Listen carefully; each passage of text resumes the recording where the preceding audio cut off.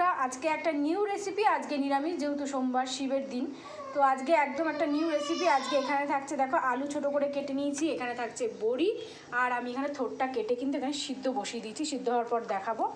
আর এখন আলুটা একটু ভেজে নেব। দেখো, প্রথমে শুকনো লঙ্কা দিচ্ছি তেলের মধ্যে, আর দিচ্ছি 5 ফোড়ন। শ্রাবণ মাসের সোমবারের কিন্তু খুব ভালো একটি রান্না এটা, যেহেতু নিরামিষ সেজন্য দেবো হচ্ছে 5 ফোড়ন, আর হচ্ছে শুকনো লঙ্কা দিয়ে কিন্তু ফোড়ন দেওয়া হচ্ছে, সেন্টটা খুব ভালো আসে। দিয়ে দিয়েছি, এবার আমি আলুগুলোকে দিয়ে দেবো, ভালো করে আলুটা একটু ভাজা করে নেব।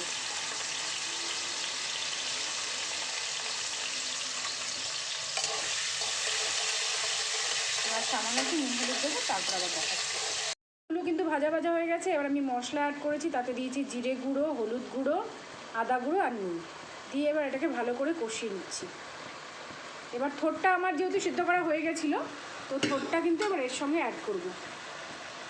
থোড়টা আমি ছোটো ছোটো করে কেটে একটা সিটি দিয়ে নিয়েছি, থোড়গুলো অ্যাড করে দিচ্ছি,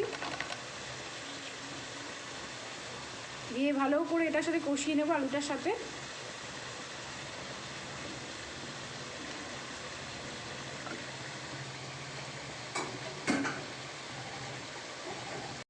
কিন্তু হয়ে এসেছে, একটু মিষ্টি দিচ্ছি, নিরামিষ যেহেতু, আর এর মধ্যে বড়ি যেগুলো ভেজে নিয়েছিলাম সেই বড়িগুলোকে অ্যাড করে দেবো।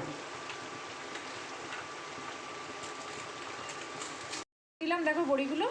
এবার একটু ভালো করে নাড়িয়ে চাড়িয়ে নিয়ে ঠোঁটটা একটু নরম হলে নামিয়ে নেব।